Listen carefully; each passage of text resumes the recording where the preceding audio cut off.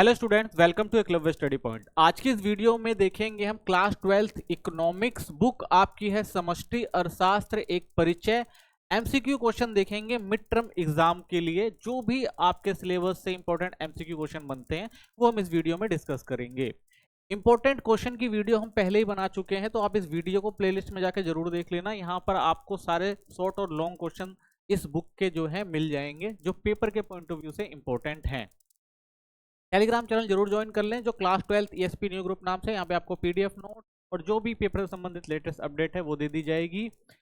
Instagram पे follow कर लें, यूजर आईडी है एकलव्य स्टडी पॉइंट। जो भी आपके क्वेश्चन आप हमसे यहाँ पर पूछ सकते हैं। वेबसाइट जरूर विजिट करें जो eklavyastudypoint.com नाम से। यहाँ पे आपको हर सब्जेक्ट के chapter wise theory notes, MCQ question, short question, long question, ये सारे यहाँ पर प्रोवाइड करा दिए जाएंगे। और आप यहाँ से पीडीएफ नोट जो है वो भी डाउनलोड कर सकते हैं। ठीक है, चलिए फर्स्ट यूनिट देखते हैं। पहला क्वेश्चन है, व्यष्टि अर्थशास्त्र का मुख्य आधार क्या है। तो देखिए, व्यष्टि अर्थशास्त्र जो होता है उसमें व्यक्तिगत इकाइयों का अध्ययन किया जाता है, तो इसलिए व्यक्तिगत आवश्यकताओं की जो पूर्ति होती है वो व्यष्टि अर्थशास्त्र में हमें देखने को मिलती है। सेकंड क्वेश्चन है, समष्टि अर्थशास्त्र में निर्माण जो निर्णय करता होता है वो कौन होता है, यानी निर्णय कौन लेता है समष्टि अर्थशास्त्र में। तो समष्टि अर्थशास्त्र में हम किसी भी एक देश की संपूर्ण अर्थव्यवस्था का अध्ययन करते हैं, तो जो भी सरकारें उसको चलाती हैं या जो भी सार्वजनिक संस्थाएं उन्हें चलाती हैं वो जो है पूरा नियंत्रण रखती हैं और निर्णय लेती हैं। 1929 की महामंदी का प्रमुख परिणाम क्या था। तो देखिए, जब महामंदी आने का मेन कारण होता है कि भाई काम धंधे हो नहीं रहे होते हैं और क्या होता है, जो चीजें होती हैं उनके प्राइस जो होते हैं वो तेजी से बढ़ रहे होते हैं। ठीक है, तो मूल्य स्तर में जो है वो वृद्धि हुई। General theory of employment, interest and money किसने लिखी है। तो इसको जो लिखा है वो लिखा है जेम्स कीन्स द्वारा, ये लिखी गई थ्योरी थी। समष्टि अर्थशास्त्र में किसी नीति की मुख्य भूमिका क्या होती है। तो भाई, समष्टि अर्थशास्त्र की बात जब करते हैं, ठीक है, और मुख्य नीति की बात होती है, तो उसमें जो होता है व्यक्तिगत जो निजी लाभ सुनिश्चित करना होता है, व्यक्तिगत उपभोग बढ़ाना होता है, सार्वजनिक लक्ष्यों की पूर्ति करना होता है, या केवल उत्पादन का लाभ बढ़ाना होता है। तो देखिए, जब हम समष्टि अर्थशास्त्र की बात करते हैं यानी एक संपूर्ण अर्थव्यवस्था की बात करते हैं, तो उसमें जो भी नीति बनाई जाती है वो जो होती है वो सार्वजनिक लक्ष्यों की पूर्ति के लिए होती है। ठीक है, यानी जो भी एक लक्ष्य है एक देश के, उनको कैसे पूरा किया जाए। ठीक है, किसी भी अर्थव्यवस्था में उत्पादन के 3 प्रमुख कारक कौन होते हैं। ठीक है, तो 3 कारक अगर हम देखें तो कह सकते हैं भूमि, श्रम, पूंजी। ठीक है, अगर चौथा भी पूछा जाए तो हम कह सकते हैं उद्यमी जो होता है वो क्या होता है, इसका चौथा भी जो होता है कारक होता है। ठीक है, तो किसी भी अर्थव्यवस्था में उत्पादन के 3 प्रमुख कारक भूमि, श्रम, पूंजी। ठीक है, और उद्यमी आप चौथा भी कह सकते हैं, तो चौथा भी कारक हो सकता है। मुद्रास्फीति का संबंध किससे होता है। तो देखिए, मुद्रास्फीति का मतलब होता है कीमतों का बढ़ना, तो कीमतों की वृद्धि जो है मुद्रास्फीति कहलाती है। मंदी का संबंध किससे है। तो मंदी जब आती है तो क्या होता है, कीमतों में तो वृद्धि होती है, उत्पादन और रोजगार में गिरावट होती है, कृषि उत्पादन में वृद्धि होती है, पूंजी निर्माण में वृद्धि होती है। क्योंकि मंदी की बात करी जा रही है तो मंदी में क्या होता है भाई, उत्पादन और रोजगार में जो गिरावट आती है। यानी जब मंदी आएगी तो लोग क्या, मंदी किन कारणों से आती है भाई, उत्पादन हो नहीं रहा होता है। जब उत्पादन होगा नहीं तो लोग क्या होंगे, लोगों को रोजगार मिलेगा नहीं। ठीक है, तो इसलिए अगर मंदी का संबंध कहें तो उत्पादन और रोजगार में गिरावट से है। किस अर्थशास्त्री ने कहा कि यदि सभी निर्णय केवल व्यक्तिगत होंगे तो राष्ट्रीयता की सही समझ विकसित नहीं हो पाएगी। ठीक है, तो ये जो बात कही थी वो कही थी जेम्स कीन्स ने। ठीक है, राष्ट्रीय आय का अर्थ क्या होता है। तो राष्ट्रीय आय मतलब जो भी हमारे देश के अंदर जो भी वस्तुओं और सेवाओं का कुल मौद्रिक मूल्य होता है वही क्या कहलाता है, राष्ट्रीय आय कहलाती है। राष्ट्रीय आय की गणना की 3 विधियां कौन सी हैं। तो देखिए, राष्ट्रीय आय निकालने की 3 विधियां होती हैं, एक उत्पादन विधि होती है, एक आय विधि और एक व्यय विधि। तो तीनों विधियों से हम जो है राष्ट्रीय आय निकाल सकते हैं किसी देश की। अंतिम वस्तु किसे कहते हैं। तो अंतिम वस्तु क्या होती है भाई, जो अंतिम उपभोक्ता द्वारा खरीदी जाए वही क्या होगी, अंतिम वस्तु होगी। यानी जो उपभोक्ता ने खरीदी और उसका यूज कर लिया तो उसके बाद तो उसमें कोई चीज जुड़ेगी नहीं, तो वो क्या हो जाती है, अंतिम वस्तु।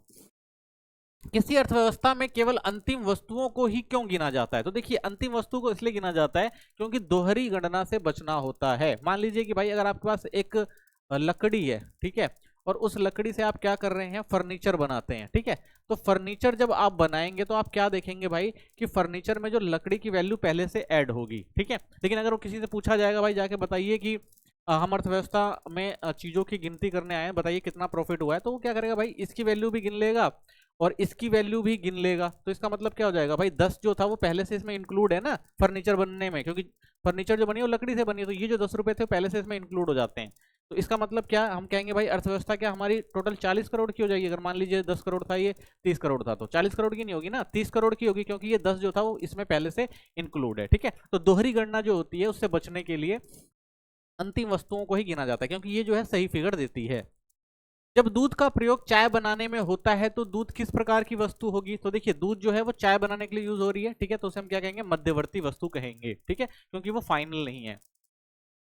मूल्यवर्धन किसे कहा जाता है? तो मूल्यवर्धन का अर्थ होता है भाई, जब उत्पादन प्रक्रिया में बढ़ी हुई कीमत, यानी कोई भी अगर आप उत्पादन कर रहे हैं तो जो पहले उसकी कीमत थी उस वस्तु की, उसमें जो इजाफा होता है, मूल्य वृद्धि होती है, उसे ही क्या कहा जाता है, मूल्यवर्धन।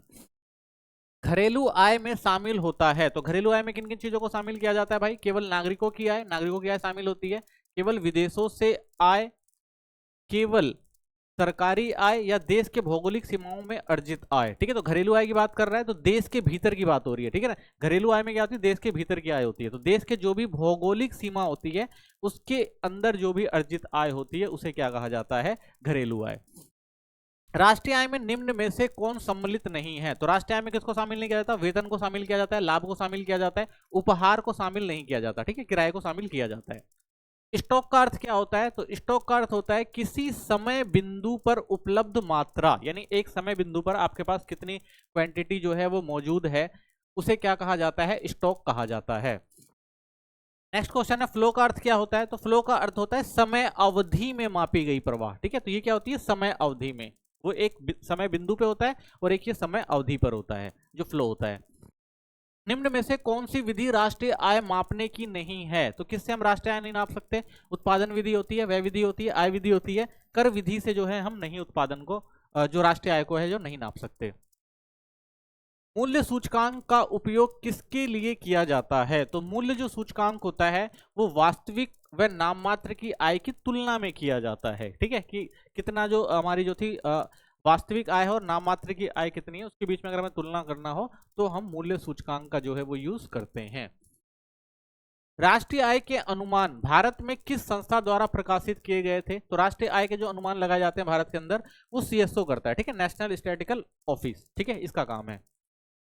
आय का चक्रीय प्रभाव किनके बीच में होता है? तो आय का आप चक्रीय प्रभाव देखेंगे तो हमारे यहाँ दो क्षेत्रीय अर्थव्यवस्था की बात करी गई है, तो इसमें परिवार व उद्योग, ठीक है, या उत्पादन क्षेत्र जो है कह भी सकते हैं, उद्योग को उत्पादन क्षेत्र भी कह सकते हैं, इन दोनों के बीच में जो आय का चक्रीय प्रभाव आपको देखने को मिलता है। पूंजीगत वस्तुओं के सामान्य टूट फूट के लिए वार्षिक भत्ता डैश कहा जाता है? तो इसे क्या कहते हैं भाई, मूल्य ह्रास कहा जाता है। ठीक है, जो भी हमारे पास टूट फूट होती है तो हम एक वार्षिक भत्ता बना के रखते हैं उसके लिए, तो मूल्य ह्रास। राष्ट्रीय आय निम्न को होने वाली कारक आय का योग होती है। तो राष्ट्रीय आय जो होती है, जो सामान्य निवासी होते हैं ना, ठीक है, उनकी जो होने वाली जो कारक आय होती है वो राष्ट्रीय आय की जो टोटल कारक आय की जो टोटल योग होती है उससे निकाली जाती है। ठीक है, तो सामाजिक निवासी जो हमारे सामान्य निवासी होते हैं, तो सामान्य निवासी में कौन आते हैं हमारे यहाँ? तो सामान्य निवासी में वो लोग आते हैं जो यहीं पर पैसा खर्च करते हैं और यहीं पर रहते हैं और यहीं पर कमाते हैं। किसी देश का निवासी वह है, तो निवासी किसे कहा जाता है? तो निवासी कहा जाता है जो उस देश में पैदा हुआ हो, जो उस देश में रहता हो, जो उस देश का नागरिक हो, जो उस देश में रहता हो, कमाता हो, खर्च करता हो और जमा करता हो। ठीक है, तो ये जो होता है हमारा किसी भी देश का जो है वो निवासी होता है। निम्नलिखित में से कौन सी पूंजीगत वस्तु नहीं है? तो इसमें से पूंजीगत वस्तु कौन सी नहीं है? देखिए, कार टैक्सी पूंजीगत है, विद्यालय में डैश ये भी पूंजीगत है, परिवार की जो कार है वो जो आपकी है वो पूंजीगत वस्तु नहीं होती। ठीक है, किसी रेस्टोरेंट में गैस और स्टोव ये भी क्या होगी, पूंजीगत वस्तु होगी। तो इसका आंसर आपका क्या हो जाएगा, सी। निम्नलिखित में से कौन सा मूल्य ह्रास नहीं है? तो इसमें से कौन सा मूल्य ह्रास नहीं है? देखिए, सामान्य टूट फूट जो होती है मूल्य ह्रास है, मशीनरी की कीमत में कमी होना मूल्य ह्रास होता है, और संभावित जो अप्रचलन होता है किसी कारण जो है आपकी जो भी संपत्ति होती है वो खराब हो जाए, ठीक है, तो वो भी क्या होती है, मूल्य ह्रास में आती है। अचल पूंजी का उपयोग, ठीक है, जो अचल पूंजी होती है इसका जो उपयोग होता है वो मूल्य ह्रास में नहीं काउंट किया जाता। ठीक है, तो इसका आंसर जो हो जाएगा वो डी हो जाएगा। निम्नलिखित में से कौन सा क्षरण का एक उदाहरण है? तो क्षरण का मतलब क्या होता है, अगर आप क्या कर लेंगे भाई, जो फ्लो में चल रहा है पैसा, अगर आप उसको स्टोर कर लेंगे, बचत कर लेंगे, तो वो क्या हो जाता है, वो जो आपकी जो चक्रीय अर्थव्यवस्था होती है, चक्रीय जो हम कहते हैं ना, एक चक्रीय अर्थव्यवस्था चलती है, उत्पादन क्षेत्र से किसके तक जाती है, गृह क्षेत्र तक। ठीक है, लेकिन अगर गृह क्षेत्र क्या कर लेगा, बचत कर लेगा, तो वो पैसा उत्पादन क्षेत्र पर तक नहीं पहुंचेगा, तो फिर क्या हो जाएगा, एक अर्थव्यवस्था में वो जो है क्षरण का कारण बनता है। तो बचत जो होती है वो क्या होती है, क्षरण का कारण बनती है। निम्नलिखित में से कौन सा भारत की घरेलू आर्थिक सीमा में शामिल नहीं होता है? तो इसमें से किसको जो भारत की घरेलू आर्थिक सीमा में शामिल नहीं किया जाएगा? समुद्र सीमा होती है, भारत में स्थित विदेशों में बैंकों की शाखाएं, इसको भी रखा जाता है। विदेशों में स्थित भारतीय जो दूतावास है, तो भारतीय दूतावास अगर किसी और धरती पर है तो वो क्या होता है, वो गिना जाता है हमारे ही घरेलू आर्थिक सीमा।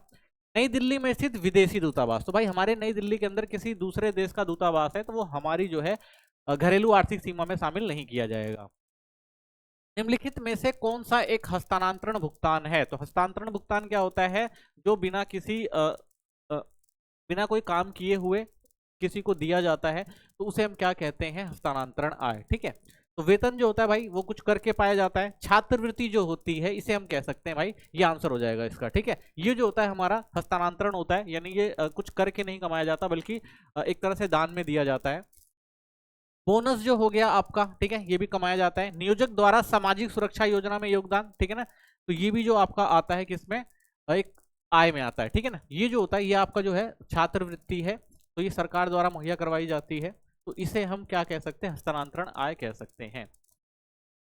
निम्नलिखित में से कौन सा प्रचलन अधिशेष का भाग नहीं है? ठीक है, तो प्रचलन अधिशेष का इसमें से कौन सा नहीं है?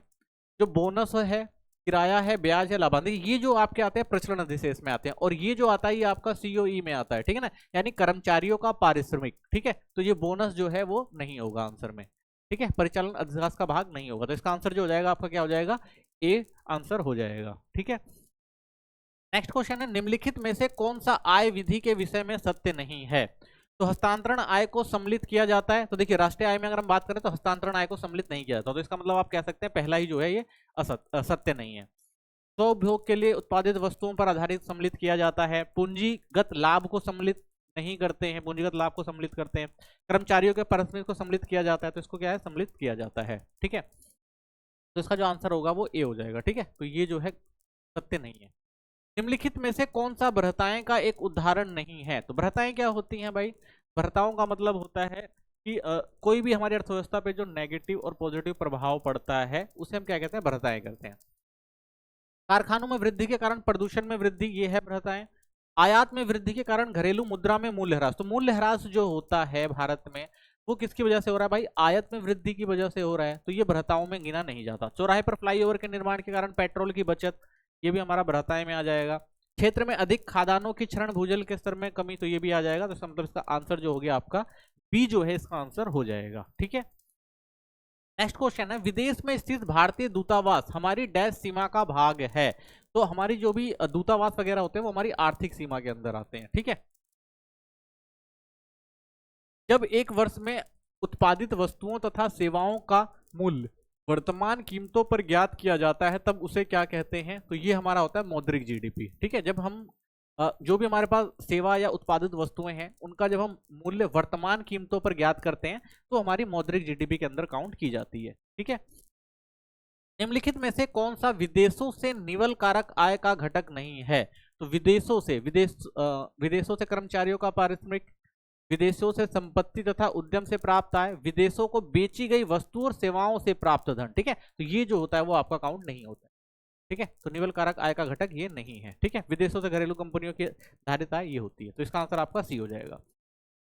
नेक्स्ट क्वेश्चन जो आपका है वो है, निम्नलिखित में से कौन सा सकल घरेलू स्थायी पूंजी निर्माण का एक घटक नहीं है? तो इसमें से कौन सा जो है सकल घरेलू स्थायी पूंजी निर्माण का पार्ट नहीं है? तो देखो सकल सार्वजनिक निवेश ये होता है, माल सूची निवेश जो है इसको शामिल नहीं किया जाता। ठीक है, तो इसका आंसर जो होगा आपका ये वाला हो जाएगा। तो सकल स्थायी व्यापार निवेश होता है, सकल आवश्यक निर्माण निवेश होता है। ठीक है, तो इसका मतलब आपका जो बी है वो जो है वो सही नहीं है। ठीक है, नेक्स्ट क्वेश्चन है, व्यय विधि से जीडीपी ज्ञात करते समय आयात पर होने वाले व्यय को घटाना होता है। ठीक है, यानी अगर भाई व्यय विधि आप ले रहे हैं तो उसके अंदर जो भी आयात आपने किया है, जो भी निर्यात हुआ है, तो हम क्या करते हैं भाई, जो भी हमने निर्यात किया था और जो भी हमने आयात किया तो उसमें से हमें क्या करना पड़ता है, वो माइनस करना पड़ता है। तो विदेशों से आयात की गई वस्तुओं तथा सेवाओं का मूल्य उनकी उत्पत्ति के देश की जीडीपी में जोड़ा जा चुका होता है। हाँ ठीक है, किस लिए नहीं किया था, क्योंकि भाई वो वहां यानी विदेशों से आयात किया गया तो वो क्या हुआ, वो वहां के जो आयात हुआ जो वस्तुएं और सेवाएं होती है तो वहां के मूल्य में जोड़ा जा चुका होता, तो इसलिए यहाँ पे काउंट नहीं किया जाता। ठीक है, यानी कि ये बात भी सही है और ये बात भी सही है और ये इसकी सही व्याख्या भी कर रहा है। ठीक है, तो इसका मतलब इसका जो आंसर होगा वो होगा अभिकथन ए और कारण आर दोनों सत्य हैं और कारण अभिकथन ए का सही विवरण दे रहा है। ठीक है, तो ये आपका आंसर हो जाएगा। नेक्स्ट यूनिट है, इसका पहला क्वेश्चन है आपका, मुद्रा एक मुख्य कार्य क्या है? तो मुद्रा का एक मुख्य कार्य क्या होता है भाई? तो मुद्रा का जो मुख्य कार्य होता है वो क्या होता है? विनिमय। तो विनिमय का जो माध्यम बनना जो है मुद्रा का प्रमुख कार्य होता है। मुद्रा के बिना वस्तु विनिमय को क्या कहा जाता है? तो पहले क्या होता था भाई, जो मुद्रा नहीं होती थी तो लोग वस्तु विनिमय किस तरह से करते थे? तो वस्तुओं विनिमय प्रणाली जो थी चलती थी उस टाइम, बार्टर सिस्टम चलता था, तो उसके द्वारा किया जाता था। तो वस्तु के बदले वस्तु ली और दी जाती थी। आधुनिक अर्थव्यवस्था में मुद्रा का प्रमुख कार्य क्या है? तो आधुनिक अर्थव्यवस्था में विनिमय को सरल बनाना, यानी लेन देन जो है बिल्कुल सरल हो सके। ठीक है, भारत का केंद्रीय बैंक कौन सा है? तो भारत का केंद्रीय बैंक जो है वो आरबीआई है, यानी भारतीय रिजर्व बैंक ऑफ इंडिया। ठीक है, तो भारतीय रिजर्व बैंक जो है वो भारत का केंद्रीय बैंक है। भारतीय रिजर्व बैंक की स्थापना कब हुई थी? तो भारतीय रिजर्व बैंक की जो स्थापना हुई थी वो 1935 में हुई थी। वाणिज्य बैंकों का मुख्य कार्य क्या होता है? तो वाणिज्य बैंक जो होते हैं वो क्या करते हैं? जनता का पैसा लेते हैं और बदले में क्या करते हैं? ऋण देते हैं। ठीक है, तो जनता का पैसा जमा कर लेते हैं और अगर किसी को ऋण चाहिए होता है तो ऋण देने का काम जो है वो वाणिज्य बैंक करते हैं। नगद आरक्षित अनुपात CRR का निर्धारण कौन करता है? तो जो भी बैंकिंग से संबंधित निर्णय लिए जाते हैं हमारे देश के अंदर वो सारा कौन लेता है? भारतीय रिजर्व बैंक लेता है। ठीक है, SLR का पूर्ण रूप क्या है? तो SLR होता है स्टैट्यूटरी लिक्विडिटी रेशो, यानी वैधानिक तरलता अनुपात। रेपो दर किसे कहते हैं? तो रेपो दर क्या होती है? तो रेपो दर वह दर होती है जिस पर आरबीआई वाणिज्य बैंकों को उधार पैसा देता है। ठीक है, तो इसका आंसर आपका डी होगा, वह दर जिस पर आरबीआई वाणिज्य बैंकों को उधार देता है। नेक्स्ट क्वेश्चन है, रिवर्स रेपो दर क्या होती है? तो रिवर्स रेपो दर होती है जब बैंक द्वारा आरबीआई को, ठीक है ना, जो भी जमा होता है उस पर जो भी प्राप्त कर वो ब्याज मिलता है तो उसे कहा जाता है। ठीक है, तो बैंक द्वारा आरबीआई को जमा पर प्राप्त जो दर होती है वो क्या कहलाती है? रिवर्स रेपो दर कहलाती है। बैंकिंग प्रणाली में क्रेडिट सृजन किसके कारण संभव होता है? तो क्रेडिट सृजन कौन करता है? तो क्रेडिट सृजन जो करते हैं वो वाणिज्य बैंक कर सकते हैं। कैसे करते हैं? वो आपका पैसा जो है जमा करते हैं और उसके बाद उस पैसे को गुणांक प्रभाव के द्वारा कई गुना बढ़ा देते हैं। ठीक है, यानी आप अगर 1000 रुपए दे रहे हैं तो बैंक क्या कर सकते हैं भाई, इसको 10 गुना भी बढ़ा सकते हैं। किस तरह से? मुद्रा गुणांक के द्वारा। ठीक है, मनी मल्टीप्लायर का सूत्र क्या है? तो कैसे करा जाता है वो? तो इसका फॉर्मूला होता है 1/CRR। ठीक है, इस फॉर्मूले से हम पता कर सकते हैं कि कितना मनी मल्टीप्लायर किया एक बैंक ने जो उसकी प्राथमिक जमा हुई थी पैसों की। चेक किस प्रकार की मुद्रा है? तो चेक जो होती है आपकी एक क्रेडिट मुद्रा होती है। ठीक है, नगद आरक्षित अनुपात बढ़ाने से क्या होगा? अगर देखिए नगद आरक्षित अनुपात बढ़ा दिया जाएगा तो बैंकों की उधार देने की क्षमता जो होगी वो घटेगी, क्योंकि जब रेट जब ज्यादा हो जाता है तो बैंकों को क्या करना पड़ेगा भाई? ज्यादा पैसा जो है नगद के रूप में रखना पड़ेगा, तो इससे वो ज्यादा पैसे लोन में नहीं दे पाएंगे। ठीक है, ओपन मार्केट ऑपरेशन का अर्थ क्या होता है? तो ओपन मार्केट का अर्थ होता है कि आरबीआई द्वारा जो भी सरकारी प्रतिभूतियां होती हैं ठीक है उनकी जो है खरीद फरोख्त करी जाती है। तो गवर्नमेंट की जो भी सरकारी प्रतिभूतियां हैं उनको खरीद फरोख्त करना ओपन मार्केट ऑपरेशन कहलाता है।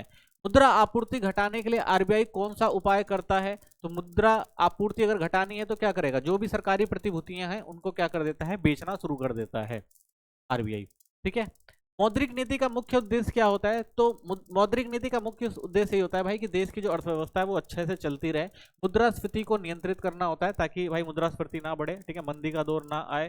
ठीक है, तो महंगाई का दौर ना आए, तो इन सब चीजों को कंट्रोल करने के लिए गवर्नमेंट को आरबीआई के थ्रू मौद्रिक नीति अपनानी पड़ती है। वाणिज्य बैंकों की आय का प्रमुख स्रोत क्या होता है? तो भाई जो वाणिज्य बैंक होते हैं वो जो भी आपका पैसा जमा करते हैं वो लोगों को लोन के तौर पर देते हैं, ब्याज के तौर पर देते हैं, तो वही उनका इनकम का मेन सोर्स होता है। भारतीय रिजर्व बैंक किस वर्ष राष्ट्रीयकृत हुआ था? तो भारतीय रिजर्व बैंक को 1949 में जो है वो राष्ट्रीयकृत किया गया था। डिमांड डिपॉजिट किसे कहते हैं? तो वह जमा जिसे किसी भी समय निकाला जा सके वही क्या होती है? Demand deposit. ठीक है, यानी आपने जो भी पैसा बैंक में जमा किया और अब उसे जब मर्जी निकाल लें तो वो आपकी डिमांड डिपॉजिट कहलाती है। मुद्रा का पूर्ति अर्थव्यवस्था में मुद्रा की मात्रा को संदर्भित करता है।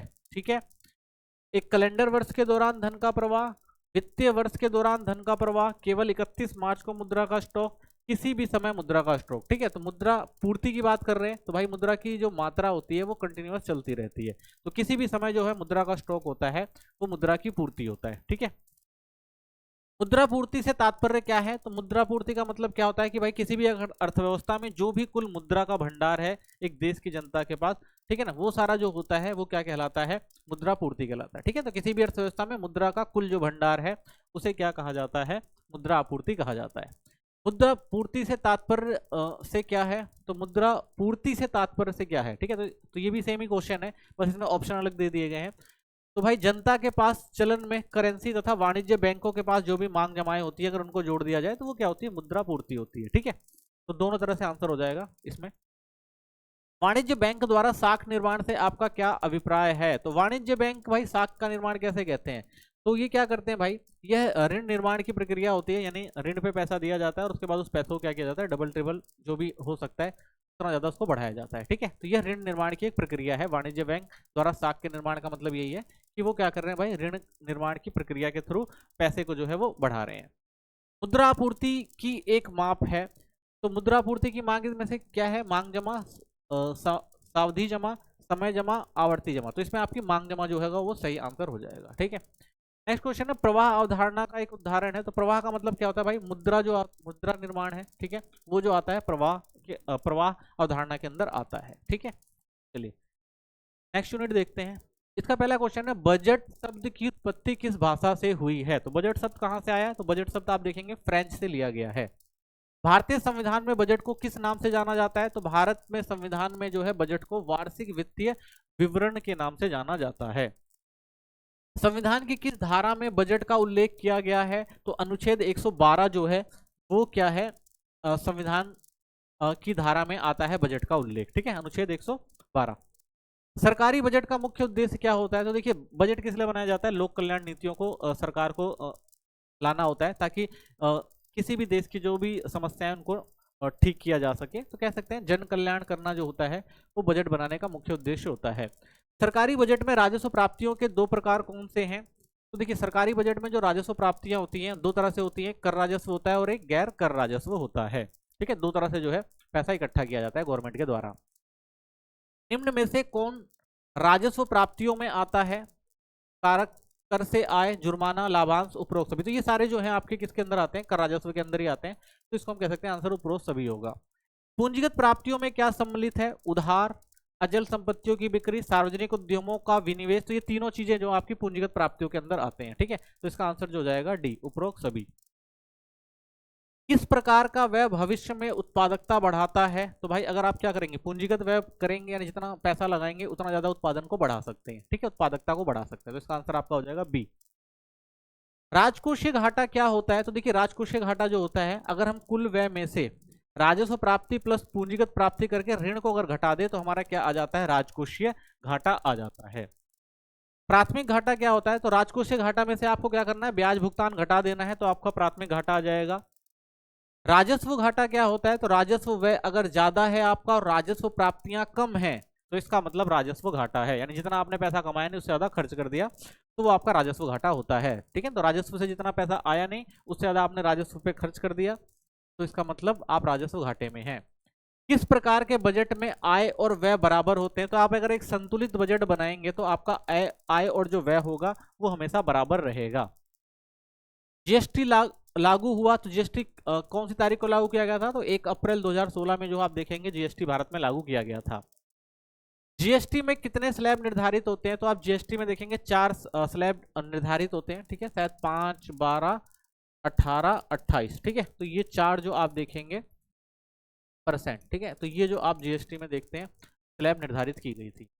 सरकारी व्यय दो प्रकार का होता है। तो सरकारी व्यय कौन से दो प्रकार के होते हैं? तो एक राजस्व व्यय होता है और पूंजीगत व्यय। ठीक है, जैसे प्राप्तियां होती हैं राजस्व व्यय और पूंजीगत, राजस्व प्राप्तियां और पूंजीगत प्राप्तियां सेम, वैसे ही राजस्व व्यय भी होता है और पूंजीगत व्यय भी होता है। ठीक है, इस घाटे को उधारी की आवश्यकता का सूचक माना जाता है। तो जो भाई राजकोषीय घाटा होता है, क्योंकि अगर राजकोषीय घाटा हो रहा है तो उसे क्या होगा? पूरा करने के लिए हमें क्या करना पड़ेगा? उधार लेना पड़ेगा। ठीक है, स्वतंत्र भारत का पहला बजट किसने प्रस्तुत किया था? तो आप देखेंगे स्वतंत्र जो भारत का पहला बजट था वो आर.के. शनमुखम चेट्टी ने किया था। और वैसे अगर ब्रिटिश काल में देखेंगे भारत का जो पहला बजट किसने पेश किया था तो वो जेम्स विल्सन थे। ठीक है, लेकिन स्वतंत्र भारत में जो पेश किया गया बजट था वो आर.के. शनमुखम द्वारा चेट्टी द्वारा जारी किया गया था। ठीक है, अप्रत्यक्ष कर का उदाहरण है। तो अप्रत्यक्ष कर क्या है, इसमें आयकर, संपत्ति कर, सीमा शुल्क, निगम कर। तो अप्रत्यक्ष कर जो होता है वो सीमा शुल्क होता है, ठीक है। ये जो होते हैं डायरेक्ट टैक्स होते हैं।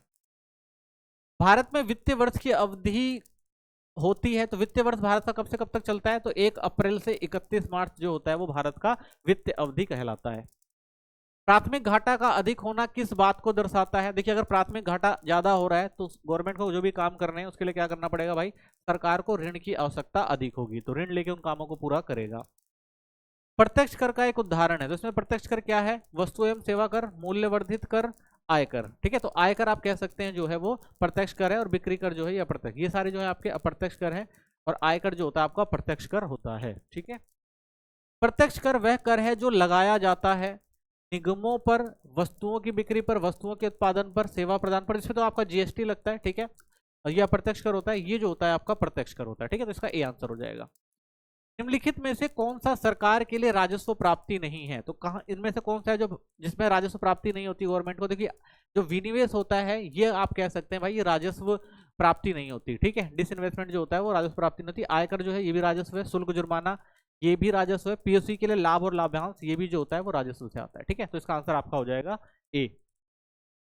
आय की असमानताओं को कम रखने के लिए उपयोगी नीति है, तो अगर आपको आय की असमानताओं को कम करना है तो क्या करना पड़ेगा भाई, बजटीय नीति जो है वो अच्छे से बनानी पड़ेगी, ताकि सबके लिए जो है अच्छे काम हो सके, लोक कल्याण काम हो सके।